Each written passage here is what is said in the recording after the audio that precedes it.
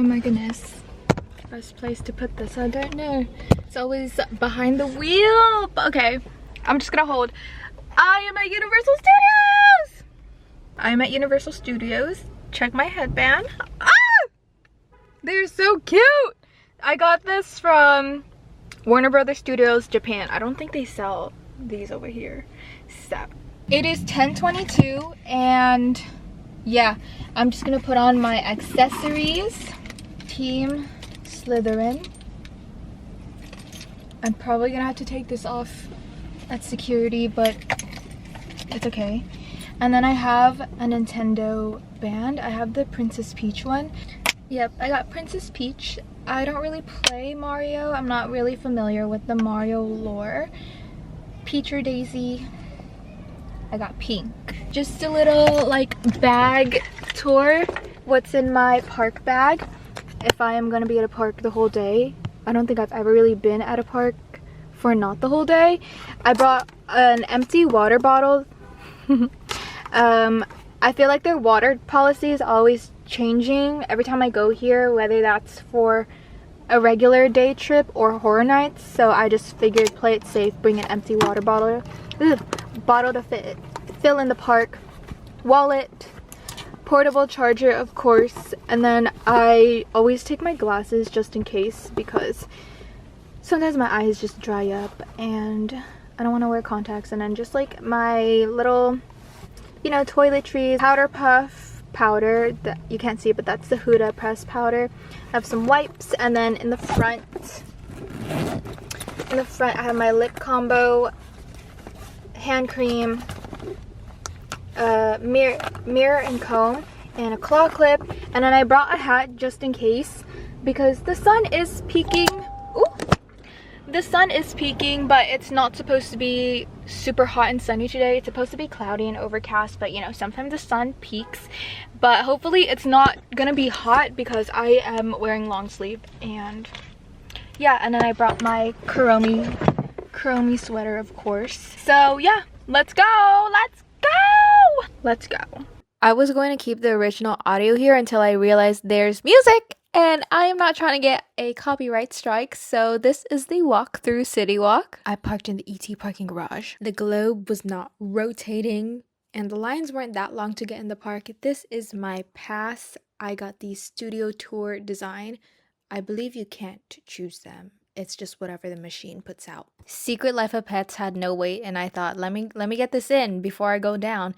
And I got there, and turns out that section of the park wasn't even open, which was pretty surprising because it was 11 a.m. and the park had opened at 10. So basically, I rope dropped that section, if rope dropping is even a thing here, and I got to Secret Life of Pets, 0 wait, and the ride did not break down. This was actually my second time on the ride, and the first time I went with my family, it kept breaking down several times, so I'm glad it didn't break down this time, and I love it. It's amazing. I did not get adopted by the lesbians, unfortunately. I guess that's a thing of like, ooh, did I get the lesbians? Please, the lesbians. But I did not get the lesbians. I got this white family, and the empty car in front of me did get the lesbians. It's 11:11 a.m.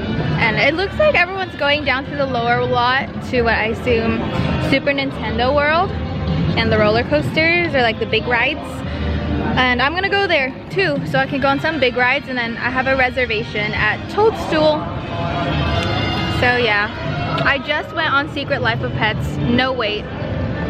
I passed this concession stand, which is all decorated for FanFest nights. They are bringing the Sailor Moon show for FanFest nights. I don't know if I'm going yet, but I started watching Sailor Moon recently, so this was so exciting to see. I'm on season 3 of the 90s anime, and I am obsessed. I love Sailor Moon. She's my hero. Made it to the escalators, and you can see some of the tracks for the Fast and Furious ride that was supposed to open this spring, but has now been pushed to summer. And got to look at the view after that first escalator, and that is the back lot right there where the studio tour goes. I had time for one ride before my lunch reservation, so I did one of my favorites, The Mummy, and I did it single rider. I was not aware of these locker transformations. Okay, maybe I was a few years ago when it happened, when I had not been to the park, but I didn't know they were tiny! Look how tiny these are! I had to take stuff out of my backpack to skinnyfy it and squeeze it in this damn locker. Then I made my way to Super Nintendo World because my reservation for 11:45, I actually pushed it to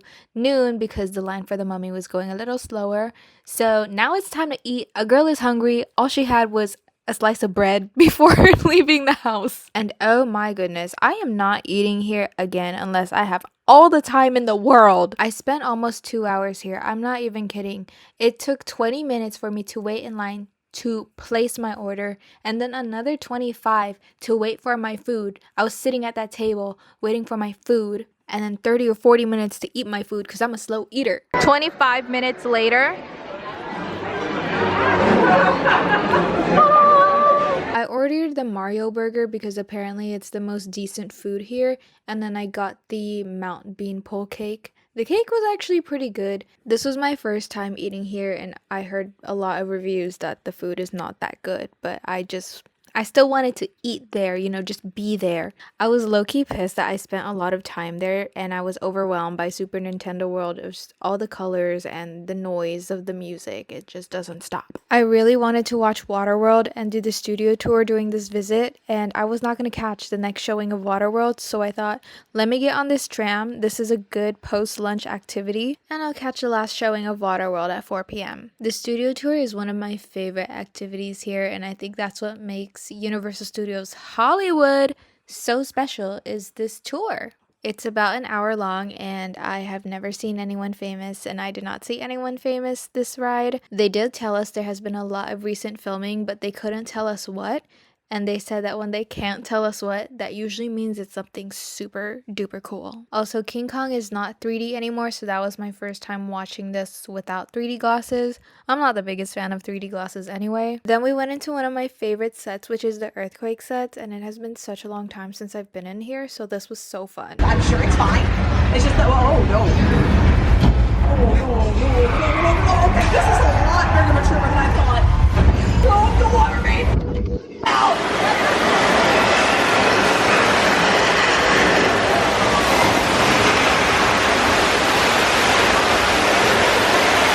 If you're on the right side of the tram, which is personally my favorite, that water does reach high. It did reach my feet, so I had to lift my feetsies up. Then we went through the Jaws experience, and again, this is why I prefer the right side of the tram. I feel like you just get more views and up close with some of the experiences, like this one, the Jaws, and even the Bates Motel. Unless Norman is not at the hotel, sometimes he'll be at the house, and that's on the left side of the tram. Then we went through Wisteria Lane, and I have never seen Desperate Housewives, and I forgot what else the street is called in other films and stuff, but this is a nice, pretty part of the tour. And this yellow house right here has been in Never Have I Ever. It's Devi Vishwakumar's house. At this point, the tour is wrapping up, and I am really just taking it all in and getting inspired by the stories of the directors and the actors that my tour guide is sharing. Norman was not around today, not at the motel, not at his house, which is kind of a bummer because this is one of my favorite parts of the tour,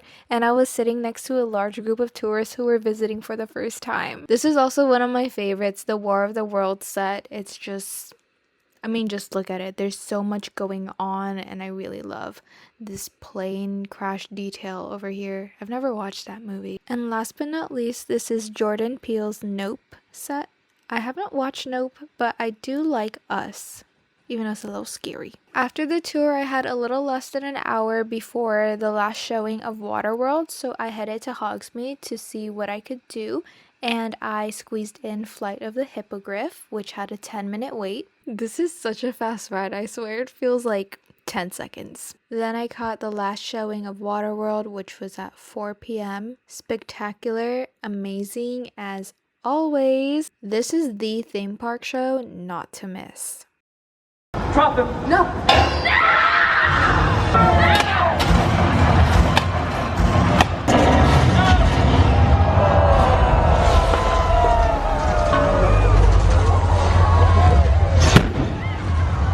There was about an hour and a half until closing, so I made my way back to the lower lot because I wanted to ride the Mummy front row, so I stood standby for that. It took a while to squeeze my bag in that tiny ass locker again, and then I waited 25 minutes to get on the ride. Transformer had a 10-minute wait, but since I was single rider, my wait was like 1 minute. Somehow almost an hour had passed, so I made my way back up, but of course pausing to take in the view because the smog in the clouds had cleared and the mountains were looking amazing and beautiful and majestic.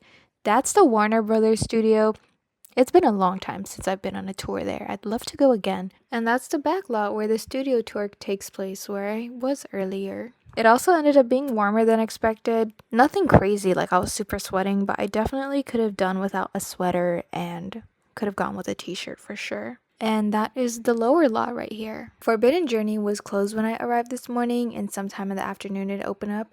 So of course I had to go. Again, had to skinify my backpack to shove it into those tiny ass lockers. But I did single rider, and again, no wait. And thankfully the ride did not break down because it is one of those that breaks down pretty frequently. And then it was 6 p.m. This park closes mad early and the globe was still not rotating. And of course I had to get a shot of the arch because did I really go if I didn't get a shot of the arch? And my feetsies were dead and I had to walk back to my car. Hello. Did a lot but did not do everything that I wanted to do. Wait, actually let me look at my list. I did not do Jurassic World.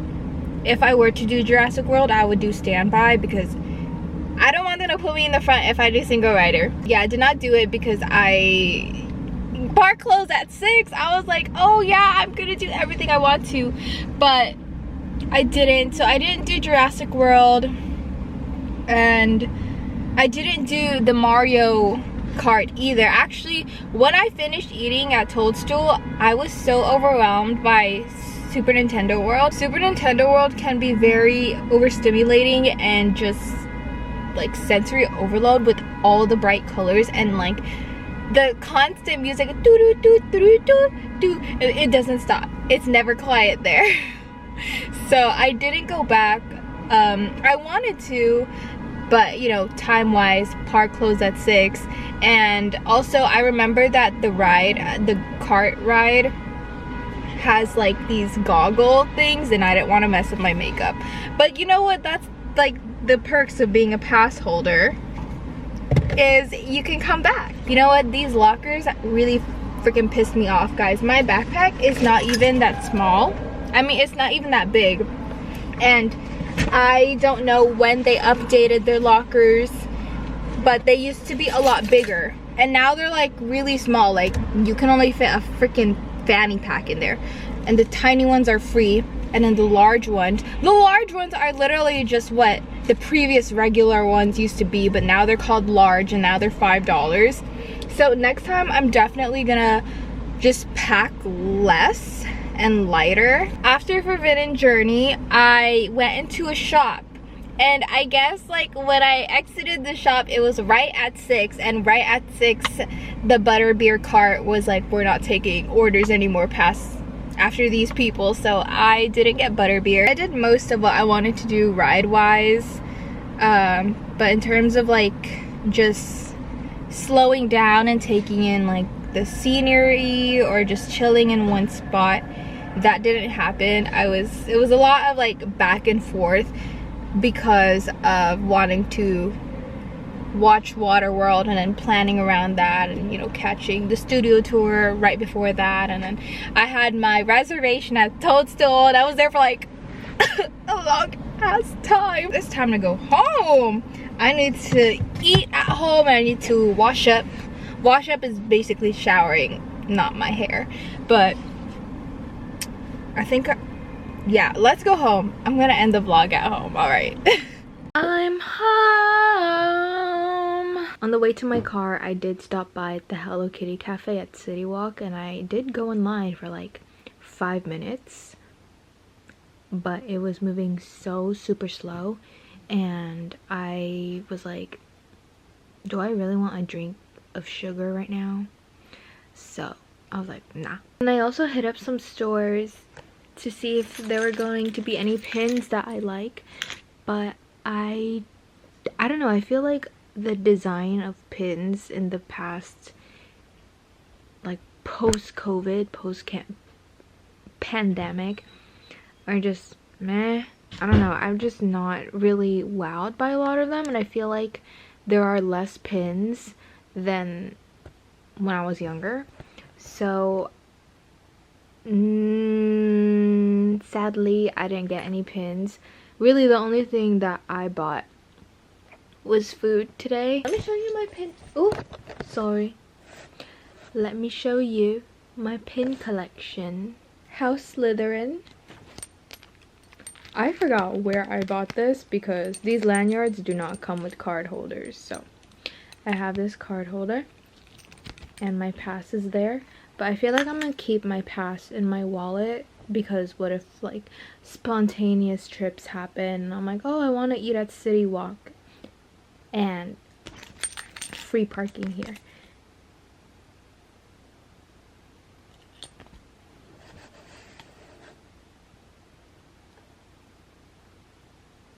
At the bottom, I have a chocolate frog. I don't think they sell these anymore. It is one of my favorite pins. Look.